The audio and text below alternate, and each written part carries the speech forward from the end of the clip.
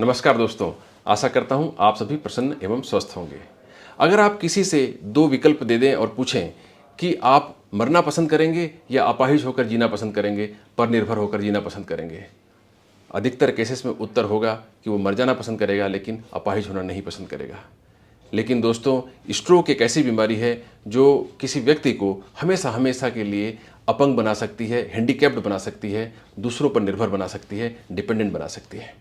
लेकिन आपको जानकर हैरानी होगी कि हर साल करीब 1.25 करोड़ लोग इस स्ट्रोक से पीड़ित होते हैं, सफ़र करते हैं, जबकि इसमें से 90% जो स्ट्रोक हैं वो प्रिवेंटेबल होते हैं, रोके जा सकते हैं।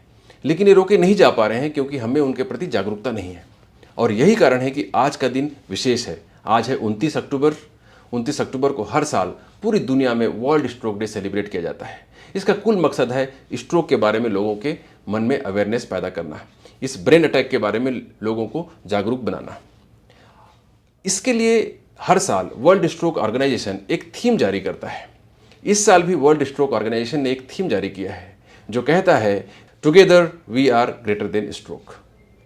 इसका मतलब है कि हम सब अगर मिलकर काम करें तो इस स्ट्रोक को काबू में कर सकते हैं। अभी जो आंकड़े हैं वो ये बताते हैं कि स्ट्रोक हम पर हावी है, लेकिन अगर हमने सम्मिलित होकर एक साथ काम किया तो हम इस स्ट्रोक पर काबू पा सकते हैं। राष्ट्रीय स्तर पर जो नीति निर्धारक हैं वो अपना दायित्व ठीक से निभाएं, सामाजिक स्तर पर इसकी कैंपेनिंग ठीक से हो, और व्यक्तिगत स्तर पर हम अगर कुछ प्रिवेंटिव मेजर्स को अपनाएं तो हम इस स्ट्रोक को काबू में कर सकते हैं। तो आप व्यक्तिगत स्तर पर क्या क्या कर सकते हैं? सबसे पहला काम आप जो कर सकते हैं वो है कि आप स्ट्रोक के लक्षणों को पहचानना सीख जाएं। इसको पहचानने का बड़ा ही आसान तरीका है। इसे हम एक एक्रोनिम से याद कर सकते हैं, बी फास्ट, BEFAST। इसमें बी का अर्थ है बैलेंस। बैलेंस का मतलब है जब भी किसी को अचानक ही चलने फिरने में लड़खड़ाहट होने लग जाए, एक और गिरने लग जाए मरीज, तो समझना चाहिए कि ये शायद स्ट्रोक का लक्षण है।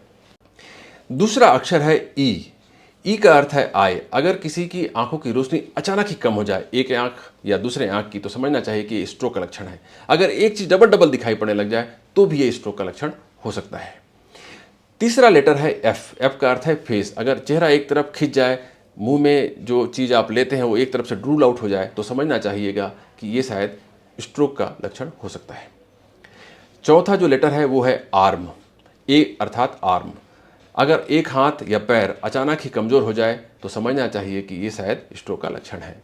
फिर पांचवा लेटर जो है वो है एस का अर्थ है स्पीच। स्पीच के अंतर्गत दोनों चीज़ें आ जाती हैं, बोलने की क्षमता और समझने की क्षमता। अगर किसी के बोलने और समझने की क्षमता अचानक ही कम हो जाए, जुबान लड़खड़ाने लग जाए, और या फिर पूरी तरह से बोलने में कोई व्यक्ति असमर्थ हो जाए, तो समझना चाहिए कि ये शायद स्ट्रोक का लक्षण है। फिर अंतिम जो लेटर है वो है टी का अर्थ है टाइम।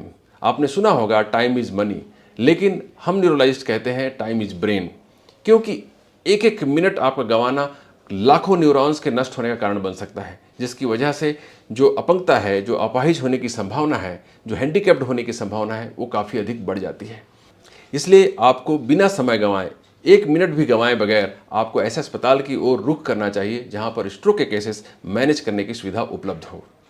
4.5 घंटे बड़े ही महत्वपूर्ण हैं, क्योंकि इन्हीं 4.5 घंटे में अधिकतम केसेस मैनेज किए जा सकते हैं थ्रोम्बोलिसिस के द्वारा। यद्यपि कुछ केसेस में मैकेनिकल थ्रोम्बेक्टमी किया जा सकता है 4.5 घंटे के बाद भी, लेकिन उसके लिए अधिकतर मरीज सूटेबल नहीं होते हैं, मतलब वो कैंडिडेट नहीं होते हैं, उनके लिए वो थेरेपी ऑफर नहीं की जा सकती है। इसलिए आप 4.5 घंटे गुजरने का इंतजार कभी ना करें। जितनी जल्दी हो सके आप अस्पताल पहुँचें ताकि आपको अधिकतम लाभ हो सके। इसके अलावा जो दूसरा उपाय है वो है prevention. Prevention is always better than cure, ये आप सुनते चले आए हैं।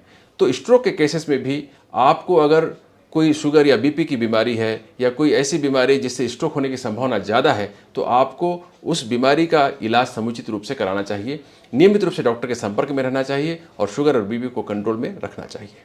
इसके अलावा आपको सीडेंटरी लाइफस्टाइल से बचना चाहिए। इसके लिए आपको लगातार एक जगह नहीं बैठना चाहिए। हर 1 या 2 घंटे में थोड़ा खड़े हो जाएं, थोड़ा चल फिर लें, जिससे कि आपके ब्लड का सर्कुलेशन फिर से बढ़ जाए। इसके अतिरिक्त आपको नियमित रूप से सुबह के वक्त कम से कम या शाम के वक्त एक्सरसाइज करना चाहिए, योगासन, प्राणायाम आदि का सहारा लेना चाहिए, जिससे कि आपको अधिकतम ऑक्सीजन मिल सके और आपके ब्लड का संचार समुचित रूप से ठीक से हो सके और आपके जो शरीर के आंतरिक अंग हैं उनकी कार्यक्षमता बरकरार रहे। इसके अलावा आपको तंबाकू, गुड़ाखू, अल्कोहल, बीड़ी, सिगरेट आदि नशीली चीज़ों के सेवन से बचना चाहिए। ड्रग्स आदि का सेवन कभी भी नहीं करना चाहिए। और अंत में लेकिन बड़ा ही इंपॉर्टेंट एस्पेक्ट जो है वो जो आपको याद रखना चाहिए वो है स्ट्रेस मैनेजमेंट। हमारे अधिकतम शारीरिक रोगों के पीछे, खासकर नॉन कम्युनिकेबल डिसऑर्डर्स के पीछे, ये स्ट्रेसर्स जिम्मेदार होते हैं।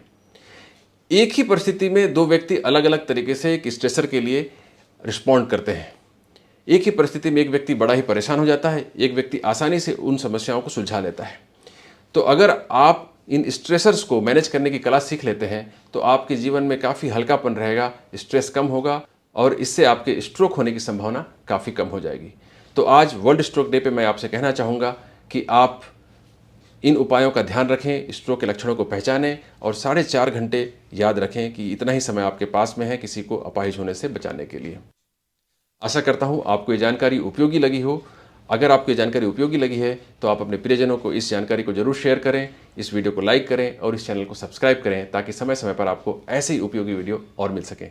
इस वर्ल्ड स्ट्रोक डे पर आपकी क्या राय है ये आप कमेंट बॉक्स पर जरूर मेंशन करें। बहुत बहुत धन्यवाद।